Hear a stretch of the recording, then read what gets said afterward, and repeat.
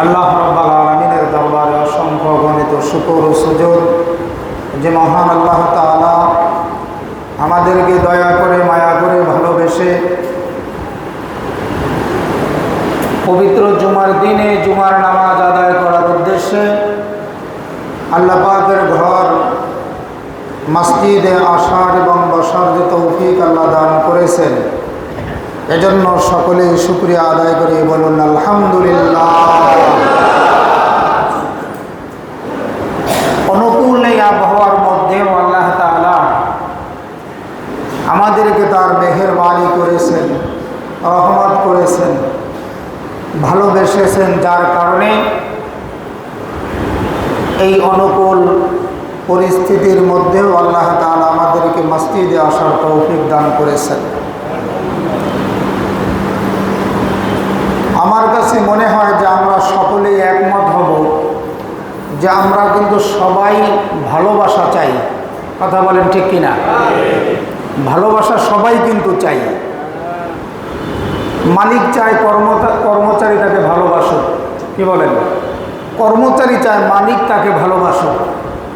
আল্লাহ তাআলা চায় বান্দা তাকে ভালোবাসুক, বান্দা চায় আল্লাহ আমাকে ভালোবাসুক, কি বলেন? স্বামী চায় স্ত্রী তাকে ভালোবাসুক, স্ত্রী চায় স্বামী তাকে ভালোবাসুক। সন্তান চায় পিতামাতা তাকে ভালোবাসুক, পিতামাতা চায় যে সন্তান আমাদেরকে ভালোবাসুক। অতএব ভালোবাসা চায় না এমন কোনো মানুষ পৃথিবীতে আছে বলে আমার মনে হয় না, কি বলেন? আছেন নাকি কেউ? এজন্য ভালোবাসা যদি আমাদের চেতেই হয় বা পেতেই হয়, তাহলে ভালোবাসা রয়েছে কোথায়? আসমানে। ভালোবাসা কি জমিনে? ভালোবাসা আসে কোন জায়গা থেকে? আসমান থেকে। আল্লাহ তাআলা বলেন, কুল ইন কুনতুম তুহিব্বুনাল্লাহ ফাত্তাবিউনি ইউহিব্বুকুমুল্লাহ ওয়া ইয়াগফির লাকুম যুনুবাকুম আল্লাহু গফুরুর রহিম। হে নবী, আপনি বলে দিন, কুল ইন কুনতুম তুহিব্বুনাল্লাহ, হে নবী আপনি বলুন, যদি তোমরা আমি আল্লাহকে ভালোবাসতে চাও। কাকে? যদি আমি আল্লাহকে তোমরা ভালোবাসতে চাও তবে আমার অনুকরণ করো। আল্লাহর নবী বলতেছে। আল্লাহ পাক বলেন যে হে নবী, আপনি আপনার উম্মতদেরকে বলে দেন যে যদি কেউ আমি আল্লাহকে ভালোবাসতে চায় তাহলে সে যেন আপনার অনুকরণ করে। সুবহানাল্লাহ। সে যেন আপনার অনুকরণ করে। আপনার অনুকরণ যখন করবে তাহলে কি হবে? আল্লাহ তাআলাও তোমাদেরকে ভালোবাসবেন। বলুন সুবহানাল্লাহ। যদি আমি আপনি আল্লাহর নবীকে ভালোবাসি তাহলে ওই আল্লাহর নবীকে ভালোবাসার কারণে আল্লাহ তাআলাও আমাকে আপনাকে ভালোবাসবেন। শুধু তাই নয়, এবং আমাদের সকল গুনাহসমূহ মাফ করে দিবেন। আল্লাহর নবীকে ভালোবাসার মাধ্যমে আল্লাহ তাআলার ভালোবাসা পাওয়া যাবে, আর আল্লাহ তাআলার ভালোবাসার মাধ্যমে আল্লাহ তাআলা আমার আপনার অতিবাহিত জীবনের সকল গুনাহগুলো আল্লাহ মাফ করে দিবেন। এজন্য ভালোবাসা কার দরকার? আল্লাহর ভালোবাসা দরকার। আর আল্লাহ পাকের ভালোবাসা যদি আমার পাইতে হয় তাহলে আমাকে কি করতে হবে? আল্লাহর রসুলের অনুকরণ করা লাগবে, ইত্তেবা করা লাগবে।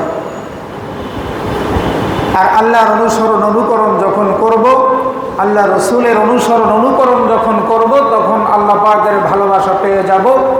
আর আল্লাহ পাকের ভালোবাসা যখন মানুষ পেয়ে যাবে তখন কি হবে? যে আল্লাহ তাআলা বান্দার জীবনের সকল গুনাহগুলো আল্লাহ মাফ করে দিবেন। এবং আল্লাহ অত্যন্ত দয়াশীল এবং পরম দয়ালু।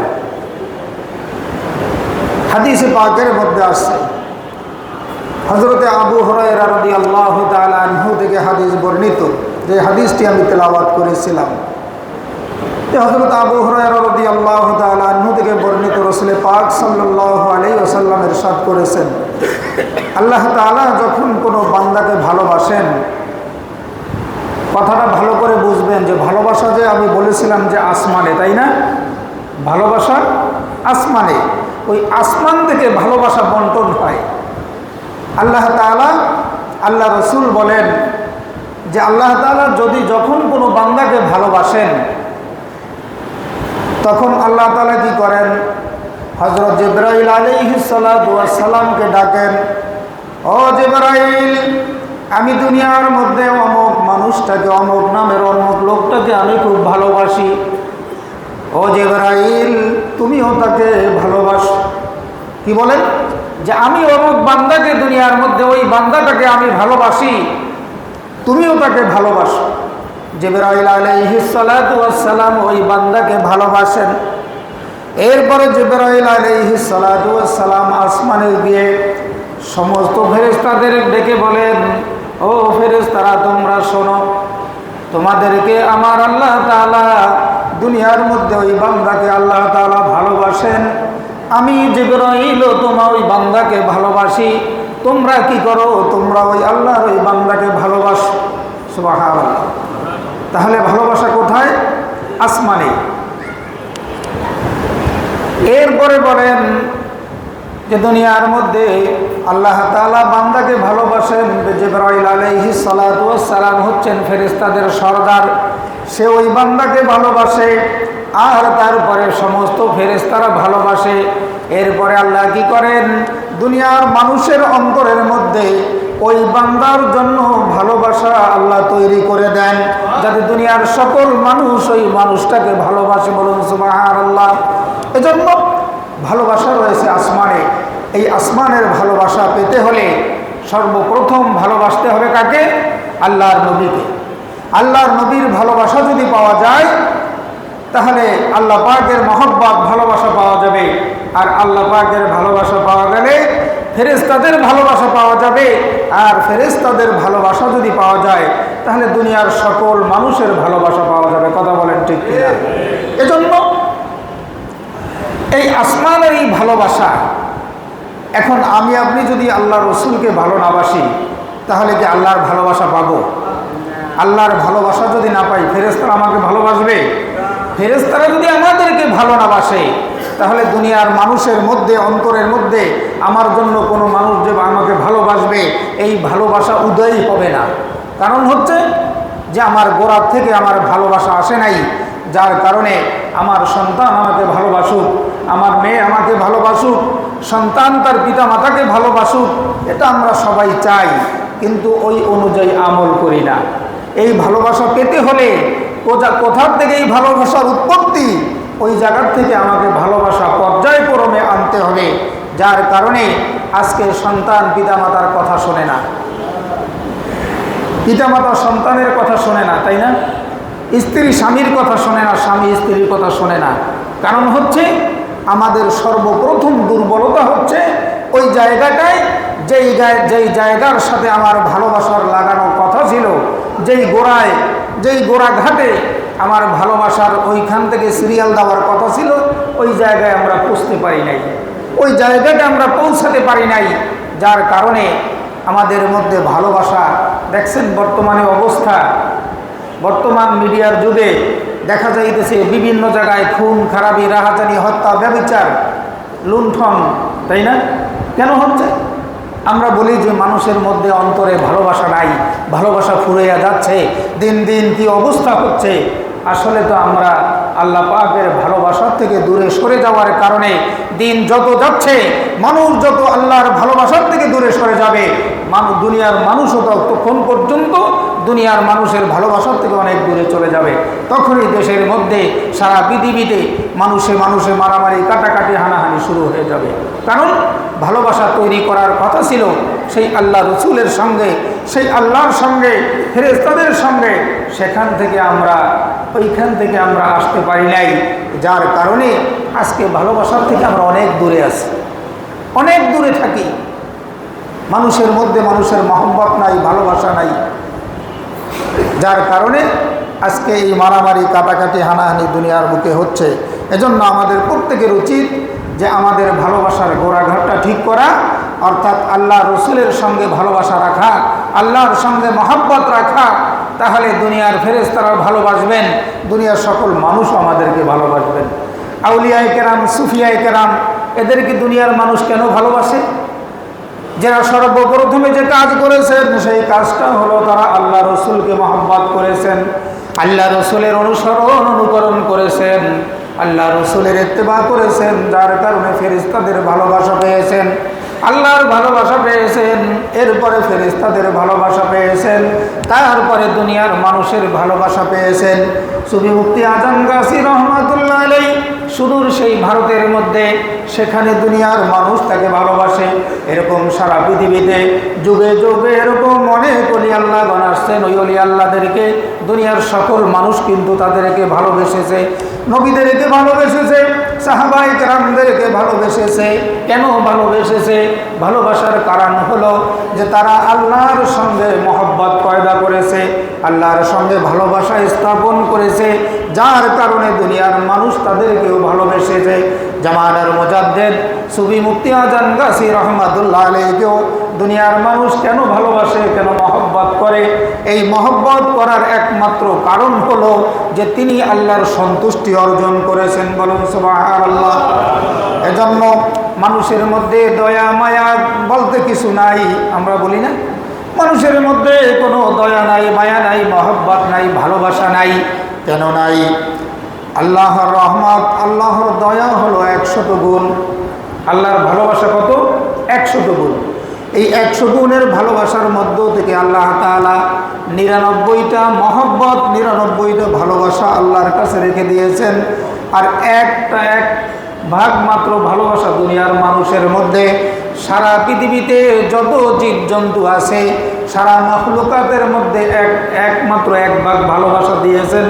আর সেই 1 ভাগ ভালোবাসার কারণে সারা পৃথিবীর মানুষ, সন্তান তার পিতামাতাকে ভালোবাসে, পিতামাতা তার সন্তানকে ভালোবাসে, মালিক কর্মচারীকে ভালোবাসে, কর্মচারী মালিককে ভালোবাসে। যার কারণে ওই 1 ভাগ ভালোবাসা সারা পৃথিবীর মাখলুকের কাছে থাকার কারণে এজন্য একটু ভালোবাসা। এখন যদি আমি আপনি আল্লাহর মহব্বত হাসিল করতে পারি, তাহলে কি হবে? যে আল্লাহ পাকের কাছে তো আরও মহব্বত রয়ে গেছে। আমি আপনি মাখলুক, এই মাখলুকের মধ্যে 1 ভাগ ভালোবাসার কারণে ভাই ভাইকে ভালোবাসে, ভাই বোনকে ভালোবাসে, বোন ভাইকে ভালোবাসে। কারণ হচ্ছে যে ওই 1 ভাগ ভালোবাসা সারা পৃথিবীর মাখলুকের মধ্যে ছড়ানো ছিটানো আছে। কিন্তু যদি আমি আপনি আল্লাহর মহব্বত পাই, ভালোবাসা পাই, তাহলে কি হবে? যে ওই ভালোবাসা পাওয়ার কারণে আল্লাহ তাআলা এমন ব্যবস্থা দুনিয়ার মানুষের অন্তরের মধ্যে বাড়িয়ে দিবেন। ভাইয়ের মধ্যে বোনের জন্য, বোনের জন্য ভাইয়ের জন্য, স্ত্রীর জন্য স্বামীর জন্য, স্বামীর জন্য স্ত্রীর জন্য ভালোবাসা আল্লাহ তাআলা তৈরি করে দিবেন। বলুন সুবহানাল্লাহ। এজন্য সর্বপ্রথম ভালোবাসা স্থাপন করতে হবে, মহব্বত করতে হবে, সবচেয়ে অধিক মহব্বত করতে হবে আল্লাহ রসুলকে। তা আল্লাহ তাআলা আমাদের সকলকে যেন আল্লাহ রসুলের সঙ্গে মহব্বত স্থাপন করার তৌফিক দান করেন। ভাই, বাহিরে বৃষ্টি হচ্ছে, তো আমরা যারা আছি মেহেরবানি করে কাতার ভেঙে একটু আগাইয়ে বসি। বাহিরে বৃষ্টি হইতেছে, মুসল্লিরা কষ্ট পাচ্ছে, মেহেরবানি করে আমরা পরে কাতার ঠিক করে নেব। যারা বাহিরে আছেন, ফাঁকা জায়গা যেগুলি আছে, মেহেরবানি করে আমরা একটু আগাই বসি। দুরূদ শরীফ পড়েন, আল্লাহুম্মা সাল্লি ওয়া সাল্লিম ওয়া বারিক আলা আবদিকা রাসূলিল কারীম। এই ফাঁকে আমরা একটু আগাই বসি, সামনের দিকে একটু আগাই বসি। মেহেরবানি করে সামনের ফাঁকা জায়গাগুলি পূর্ণ করে বসি। كما صليت وسلمت وباركت وانعمت على سيدنا ابراهيم وعلى ال سيدنا ابراهيم انك حميد مجيد।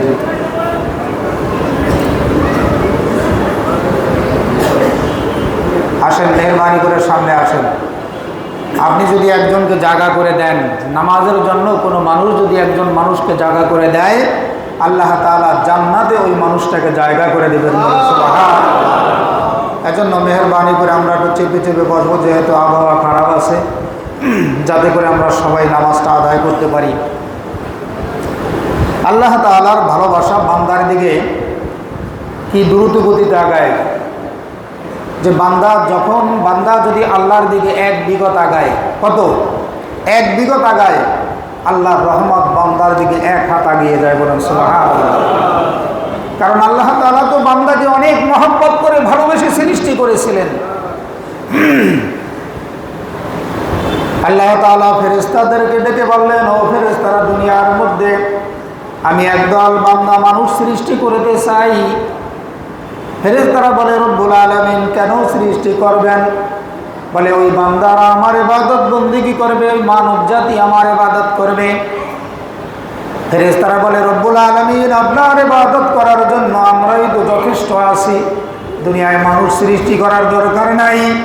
কারণ তারা দুনিয়ায় যাওয়ার পরে মারামারি, হানাহানি, কাটাকাটি করবে, ঝগড়াঝাটি করবে, অতএব তাদেরকে সৃষ্টি করার কোনো দরকার নাই। আল্লাহ তাআলা বলেন, ক্বালা ইন্নী আ'লামু মা লা তা'লামুন, যে হে বান্দা, হে ফেরেশতারা, আমি যা জানি তোমরা তা জানো না। আমার এই বান্দারা আমি সৃষ্টি করার পরে এই বান্দারা দুনিয়ায় যে আমি আল্লাহর ইবাদত বন্দেগী করবে, বলুন সুবহানাল্লাহ। তার অর্থ হলো যে আল্লাহ তাবারক তাআলা বান্দাকে যখন সৃষ্টি করেছেন, ফেরেশতাদের সঙ্গে আল্লাহ তাআলা এটাকে কি বলে, যে ফেরেশতাদের সঙ্গে আল্লাহ তাআলা একটা করে সৃষ্টি করেছেন, যে বান্দা, ফেরেশতারা বলেছে যে না, সৃষ্টি করার দরকার নাই, তারা ইবাদত করবে না, মারামারি হানাহানি করবে। অর্থাৎ একটা চ্যালেঞ্জ করেছেন ফেরেশতাদের সঙ্গে, যে ফেরেশতারা তোমরা জানো না, আমি যা জানি তোমরা তা জানো না। এই চ্যালেঞ্জ ছুড়ে দিয়ে আমাকে আপনাকে আল্লাহ তাআলা সৃষ্টি করে দুনিয়ার মধ্যে পাঠিয়েছেন। আর সেই দুনিয়ার মানুষ যখন এসে আল্লাহর ইবাদত বন্দেগী করে, এই যে আজকে আমরা এই জুমার নামাজে আসছি, আল্লাহ তাআলা গর্ববোধ করেন, আমাকে আপনাকে নিয়ে আল্লাহ তাআলা গর্ববোধ করেন। ফেরেশতাদেরকে ডেকে বলেন, ও ফেরেশতারা, দুনিয়ার মধ্যে অমুক মাঠে, অমুক ময়দানে, অমুক মসজিদে, অমুক মাঠের মধ্যে দেখো আমার বান্দারা কি করে। বলে, তারা একত্রিত হয়েছে। বলে, কেন একত্রিত হয়েছে? তারা কি চায়? বলে, আপনি আল্লাহর মহব্বত চায়, ভালোবাসা চায়, জাহান্নাম থেকে মুক্তি চায়, জান্নাতের আশা তারা করে। আল্লাহ তাআলা বলেন, ও ফেরেশতারা, আমার ওই বান্দারা দুনিয়ার মধ্যে থেকে জান্নাতের সুখ শান্তি দেখেছে? বলে না। বলে, জাহান্নামের আযাব ভোগ করেছে? বলে না, করে নাই। বলে, আমি আল্লাহকে কি দেখেছি? বলে না, দেখে নাই। আল্লাহ তাআলা ফেরেশতাদেরকে বলেন, ফেরেশতারা, তোমরা সাক্ষী থাকো, আমার যেই সমস্ত বান্দারা জাহান্নামের অশান্তি দেখলো না, জাহান্নামের আযাব দেখলো না, অথচ জাহান্নামের ভয়ে আমি আল্লাহর দরবারে এসেছে, জান্নাতের সুখ শান্তি দেখলো না, ওই জান্নাতের আশায় এসেছে, আমার দিদার তারা লাভ করতে চাইতেছে। ও ফেরেশতারা, তোমরা সাক্ষী থাকো, ওই বান্দাদের তামাম জীবনের গুনাহ আমি আল্লাহ মাফ করে দিলাম। এজন্য আল্লাহ তাআলা ফেরেশতাদের সঙ্গে চ্যালেঞ্জ করে এই বান্দাকে অনেক মহব্বত করে, অনেক ভালোবেসে সৃষ্টি করেছেন, যে বান্দা দুনিয়ায় গেলে আমার ইবাদত করবে, দুনিয়ায় গেলে আমার হুকুম অনুযায়ী চলবে। কিন্তু যখন বান্দা আল্লাহর হুকুমের বাহিরে চলে, তখন আল্লাহর আনন্দ লাগে না কষ্ট লাগে? বলেন তো। আমরা অনেকে আশা করি না, ছেলে হয়েছে, লেখাপড়া শিখিয়েছি, বড় বানিয়েছি, চাকরি দিয়েছি, ছেলে আমাদেরকে শেষ বয়সে একটু দেখবে, তাই না? ছেলে আমাদেরকে একটু দেখবে, আমাদেরও যখন বয়োবৃদ্ধ হয়ে যাব, এই ছেলে এই মেয়ে আমাদের একটু খেয়াল রাখবে। কিন্তু ওই ছেলে ওই মেয়ে যখন ওই পিতামাতার টাকা পয়সা দেয় না, খোঁজ খবর নেয় না, হ্যাঁ, তখন আমাদের কাছে খুব আনন্দ লাগে, তাই না? এখানে অনেক পিতামাতা আছেন, এখানে অনেক পিতামাতা আছি আমরা, যারা সন্তান পিতামাতার খবর রাখে না। কি বলেন, আছে না? অনেকেই আছে। কি বলেন, খুব শান্তি লাগে, তাই না? কলিজা ঠান্ডা হয়ে যায়, কলিজায় আগুন জ্বলে। ওই পিতামাতাকে যদি জিজ্ঞাসা করা হয়, আপনার সন্তান আপনার খবর রাখে না, আপনার কাছে কেমন লাগে? তখন দেখবেন ওই পিতামাতা তার চোখ থেকে অঝোর ধারায় পানি ঝরতে থাকে। না পারে পিতামাতা সন্তানের জন্য বদদোয়া করতে, কারণ সন্তানের জন্য যখন পিতামাতা কোনো বদদোয়া করে, ওই বদদোয়া আল্লাহর দরবারে কবুল হয়ে যায়। বলেন সুবহানাল্লাহ। পিতামাতার যখন সন্তানের জন্য বদদোয়া করে, নেক দোয়া করে, ওই দোয়া অতি দ্রুত কবুল হয়ে যায় আল্লাহর দরবারে। মাজলুম যখন আল্লাহর দরবারে দোয়া করে, ওই দোয়া আল্লাহর দরবারে কবুল হয়ে যায়। তিন ব্যক্তির দোয়া অতি দ্রুত আল্লাহ পাকের দরবারে কবুল হয়ে যায়। এর ভিতরে এক ব্যক্তি আছে যে মাজলুম, আর এক ব্যক্তি হলো পিতামাতা যখন সন্তানের জন্য দোয়া করে ওই দোয়া আল্লাহর দরবারে কবুল হয়ে যায়। এজন্য যখন পিতামাতাকে সন্তান দেখে না তখন কি লাগে? পিতামাতার কাছে খুব খারাপ লাগে, অন্তরটা কাঁদে, অন্তরে বড় ব্যথা, খুব ব্যথা লাগে। কেন লাগে? এই সন্তানকে আমি কত কষ্ট করে লালন পালন করেছিলাম, আরে হতভাগা সন্তান, আজকে তোরা একটু ভালো হয়ে একটু বড় হয়ে রুজি রোজগার করা দিয়ে আজকে তোরা পিতামাতার খবর রাখো না। আল্লাহ তাআলা এই বান্দাদের জন্য এরকম কষ্ট পান যে বান্দারে, আমি ফেরেশতাদের সঙ্গে চ্যালেঞ্জ করে তোমাদেরকে সৃষ্টি করেছিলাম, আর আজকে সৃষ্টি করার পরে যখন আজান হয় তুমি মসজিদে না এসে আর একদিক আর এক রাস্তা নিয়ে চলে যাও, তোমার দুনিয়াবি কাজে চলে যাও। এই কষ্ট, এই কাজটা যখন বান্দার দেখেন, বান্দার এই আচরণ যখন আল্লাহ দেখেন, তখন বান্দা আল্লাহ বান্দার কাছে কষ্ট পান। যাহারে আমার বান্দাদেরকে, আমি তাদেরকে সৃষ্টি করেছিলাম আমার ইবাদতের জন্য, আজকে তারা কই যাচ্ছে? আজকে তারা সুদের সাথে জড়িত, আজকে তারা ঘুষের সাথে জড়িত, অন্যায় অত্যাচার ব্যভিচারের সঙ্গে জড়িত। তখন কষ্ট পান, যাহারে বান্দারে, তুমি আর করে আমি কত মহব্বত করে তোমার মায়ের গর্ভ থেকে 10 মাস 10 দিন তোমার মায়ের গর্ভে কি অবস্থার থেকে কোন অবস্থায় আমি আল্লাহ নিয়েছিলাম, সেখান থেকে ভূমিষ্ঠ করাইয়া, হ্যাঁ, সুরক্ষিত ওই রাস্তা দিয়ে তোমাকে আমি ভূমিষ্ঠ করাইয়া, দুনিয়ার মধ্যে তোমার কোনো অস্তিত্ব ছিল না, আমি আল্লাহ তাআলা তোমাকে অস্তিত্ব দান করেছি। সমস্ত কিছু করার পরে আজকে বান্দা তুমি আমাকে ভুলে যাও, তুমি আমার কথা শোনো না, আমার হুকুম মানো না, আমার নবীর তরিকায় চলো না, এর চেয়ে কষ্ট আল্লাহর কাছে আর কিছু থাকতে পারে না। তখন কি হয় যে ওই বান্দার উপর আল্লাহর গজব নাযিল হতে থাকে। যখন পিতামাতা, সন্তান যখন পিতামাতাকে অসন্তুষ্টি করে, কষ্ট দেয়, তখন পিতামাতা কি করে? সন্তানের জন্য বদদোয়া করে। ঠিক আল্লাহ তাআলা এই অবস্থায় করেন, কিন্তু আল্লাহ তাআলার রহমতের ধারাটা একটু বেশি, কারণ আল্লাহ তাআলার মায়া তো 99% বেশি আছে বান্দার মধ্যে। সারা পৃথিবীর মাখলুকের মধ্যে মায়া মহব্বত ভালোবাসা 1% দিয়া 99% আল্লাহর হাতে রেখেছেন, আর আল্লাহর মহব্বতটা ওই রকম। এজন্য বলা হয়েছে, হাদিসের মধ্যে আসছে যে আল্লাহর রহমত বান্দার দিকে কিভাবে আগাইতে থাকে। যে হযরত আবু হুরায়রা রাদিয়াল্লাহু তাআলা আনহু থেকে হাদিস বর্ণিত, রাসূল পাক সাল্লাল্লাহু আলাইহি ওয়াসাল্লাম একাধিকবার বর্ণনা করেন, আল্লাহ তাআলা বলেন, আমার বান্দা যদি আমার দিকে 1 বিঘত অগ্রসর হয়, কত? 1 বিঘত অগ্রসর হয়, আমি আল্লাহর রহমত বান্দার দিকে 1 হাত অগ্রসর হয়ে যায়। বান্দা যখন আমার দিকে 1 হাত অগ্রসর হয়ে যায়, আমি আল্লাহর রহমত বান্দার দিকে 2 হাত অগ্রসর হয়ে যায়। বলুন সুবহানাল্লাহ। এজন্য এই আল্লাহ পাকের ভালোবাসা, এই আল্লাহ পাকের মহব্বত, আল্লাহ পাকের মহব্বত যদি পেয়ে যাই, তাহলে আমার জীবনের গুনাহ মাফ হয়ে যাবে। আল্লাহ পাক আমাকে জীবনের গুনাহ মাফ করে দিবেন, আমার আপনার জীবনের গুনাহ মাফ করে দিবেন যদি আল্লাহর ভালোবাসা পাওয়া যায়। মালিক যখন কর্মচারীর উপর সন্তুষ্টি হয়ে যায়, আর ওই সন্তুষ্টি হওয়ার পরে যদি ওই কর্মচারী ছোটোখাটো কোনো অন্যায় করে, তাহলে কি করে? মালিক ওটা ক্ষমা সুন্দর চোখে দেখে, যে না ঠিক আছে, সবসময় ভালো করছে, আজকে হয়তো একটা অন্যায় করে বসেছে, ওটাকে মাফ করে দেয়। আর যদি দিন দিন খারাপ করতে থাকে, তাহলে দেখা যায় যে মালিকও কী করে, যে ওই কর্মচারীর ছোটোখাটো ভুল অনেক বড় আকার ধারণ করায়। কারণ তুমি তো ভুল করতেই আছো, ভুল করতেই আছো। এজন্য মহব্বত তৈরি করতে হবে, ভালোবাসা তৈরি করতে হবে। যদি আল্লাহর সঙ্গে মহব্বত তৈরি করা যায়, আল্লাহর নবীর সঙ্গে মহব্বত তৈরি করা যায়, ভালোবাসা তৈরি করা যায়, তাহলে আমার সন্তান আমাকে ভালোবাসবে, আমি সন্তানকে ভালোবাসবো, আমার স্ত্রী আমাকে ভালোবাসবে, আমি আমার স্ত্রীকে ভালোবাসবো, আমার ভাই আমাকে ভালোবাসবে, আমার ভাইকে আমি ভালোবাসবো। কারণ হচ্ছে যে ভালোবাসার চাবিকাঠি সেই আসমান থেকে আসে, ফেরেশতাদের মাধ্যমে আসে, দুনিয়ায় আসে। আল্লাহ তাআলা দুনিয়ার মানুষের অন্তরের মধ্যে ভালোবাসা তৈরি করে দেন ওই ভালো মানুষটার জন্য।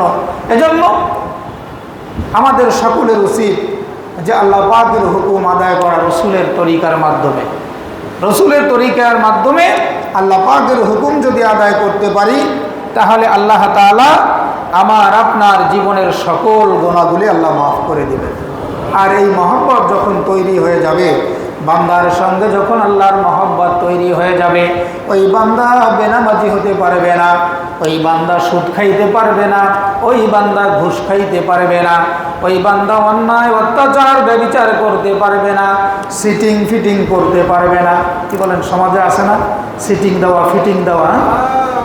সমাজে ভরপুর সিটিং দিয়া ফিটিং দিয়া। কত মানুষ নিজেই সিট কইরা নিজেই ফিট কইরা কি করে ফিটিং দেয়, যে হয়েছে এখান থেকে এত এত এত এত নিয়ে নাও, তাই না?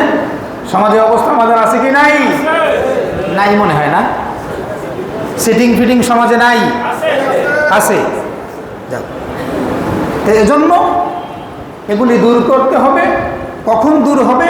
যখন মানুষ আল্লাহর মহব্বত পেয়ে যাবে, আল্লাহর ভালোবাসা পাবে।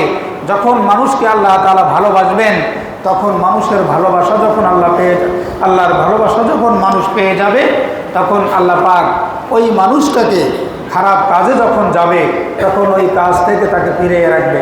দেখেন না, একজন ব্যবসায়ী আরেকজন ব্যবসায়ীকে যদি ভালোবাসে, যদি কেউ একটা বাড়ি কিনতে চায়, গাড়ি কিনতে চায়, কোনো একটা ব্যবসা বাণিজ্য দিতে চায়, যদি ওই ব্যবসায়ী যদি মনে করে না এই ব্যবসাটায় তুমি লাভবান হতে পারবে না, বন্ধুকে কি করে, না তুমি এই কাজটা করো না, এখানে এই অসুবিধা আছে। কি বলে না, এই অসুবিধাটা আছে, এই কাজটা তুমি করবে না, কেননা এখানে করলে এখানে তুমি লস হবে, এই কাজ তুমি করবে না। এটা কেন করেছে? ভালোবাসার কারণে করেছে। মহব্বত করে, ভালোবাসে বিদায় তাকে এই সৎ পরামর্শ দিয়েছে। আবার এমনও আছে যে না, তুমি ওই কাজটা না করে এই কাজটা করো, এই মার্কেটটা কেন, এই দোকানটা কেন, এই জায়গায় এই কাজটা তুমি করো, হ্যাঁ, এই কাজটা করলে তুমি লাভবান হবা, তোমার ভবিষ্যৎ উজ্জ্বল হবে। এটা কেন করে? ওই যে মহব্বত, ভালোবাসা। এজন্য আল্লাহ পাকের ভালোবাসা, আল্লাহ পাকের পক্ষ থেকে আসা সেই ভালোবাসা যদি আল্লাহ রসুলের মাধ্যমে আমরা অর্জন করতে পারি, তাহলে আল্লাহ পাক আমাদের জীবনের সকল গুনাহগুলো আল্লাহ মাফ করে দিবেন। জামানার মুজাদ্দিদ সুফি মুফতি আজান গাছি রহমাতুল্লাহ আলাইহি এই আল্লাহর মহব্বত, ভালোবাসা অর্জন করার কারণে সারা পৃথিবীর মানুষের মধ্যে আল্লাহ তাআলা ওই ওলি আল্লাহদেরকে ভালোবাসার একটা ব্যবস্থা, একটা অন্তর তৈরি করে দিয়েছেন, একটা ভালোবাসা উদয় করে দিয়েছেন যে তোমরা কি করো, জামানার মুজাদ্দিদ সুফি মুফতি আজান গাছি রহমাতুল্লাহ আলাইহিকে ভালোবাসো। আর এই ভালোবাসাটা হচ্ছে আসমানি ভালোবাসা। জামানার মুজাদ্দিদ সুফি মুফতি আজান গাছি রহমাতুল্লাহ আলাইহি এই যে আল্লাহ পাকের ভালোবাসা পেয়ে সারা পৃথিবীর মানুষদেরকে যাতে আল্লাহর দরবারে দাঁড় করানো যায়, জান্নাতবাসী করা যায়, তিনি আবার কি করলেন, তিনি সারা পৃথিবীর মানুষদেরকে 4টা স্কিম দিলেন যে বাবারে, এই 4টি আমল যদি করো, আমি আল্লাহর ভালোবাসা যেভাবে পেয়েছি, আল্লাহর পক্ষ থেকে আমার উপরে যেইভাবে আল্লাহর ভালোবাসা এসেছে, ঠিক তোমরাও আল্লাহর ভালোবাসা পেয়ে যাবে, ঠিক তোমরাও তদ্রূপ আল্লাহর ভালোবাসা, আল্লাহর মহব্বত পেয়ে যাবে। সেই কাজটা হলো কি, 5 ওয়াক্ত নামাজ পড়বে বিনা কাজায়, 5 ওয়াক্ত কোরআনের ওজিফা করবে, হালাল রুজি খাইবে, আর সাধ্য মতো তাকওয়া পরহেজগারি করবে, আল্লাহর ইবাদত বন্দেগী করবে।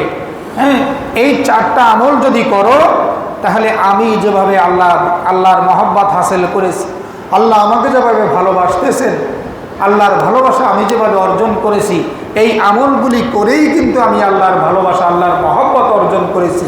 অতএব তোমরাও যাতে এই ভালোবাসা অর্জন করতে পারো, তাহলে তোমাদেরকে এই 4টা আমল করতে হবে। 5 ওয়াক্ত নামাজ বিনা কাজা আদায় করতে হবে, 5 ওয়াক্ত কোরআনের ওজিফা নামাজের আগে বা পরে, সূরা ফাতিহা, ইখলাস, ফালাক, নাস, দুরূদ শরীফ 5 ওয়াক্ত নামাজের পরেই আমাদের হাক্কানি মসজিদগুলিতে এগুলি আমল করা হয়। যারা আশেপাশে আছেন বা এলাকায় ব্যবসা বাণিজ্য করেন, তারা এখানে আসবেন। 5 ওয়াক্ত নামাজের পরে সামান্য একটু সময়টা দিলেই আপনি দৈনিক যদি 5 ওয়াক্ত নামাজের পরে সূরা ফাতিহা একবার, ইখলাস, ফালাক, নাস, দুরূদ শরীফ পড়েন, এই আমলের দ্বারা দৈনিক 8 খতম 10 পারা কোরআন তেলাওয়াতের নেকি আপনার আমার আমল নামায় জমা হয়ে যাবে। সুবহানাল্লাহ। এরপরে তিনি বলেছেন যে হালাল রুজি, সমস্ত ইবাদত বন্দেগী কবুল হওয়ার পূর্ব শর্ত হচ্ছে যে হালাল রুজি ভক্ষণ করব, আর সাধ্যমতো তাকওয়া পরহেজগারি করব। এই 4টা আমল যদি করতে পারি, তাহলে আবার আল্লাহর ভালোবাসা, আল্লাহর নবীর ভালোবাসা আমার আপনার হয়ে যাবে। আল্লাহ তাআলা আমাদের সকলকে আল্লাহ তাআলার ভালোবাসা এই আমলগুলির মাধ্যমে করার তৌফিক দান করুন, বলুন আমিন। ওয়া আখিরু দাওয়ানা আনিল হামদুলিল্লাহি রাব্বিল আলামিন। যারা সুন্নাত করেন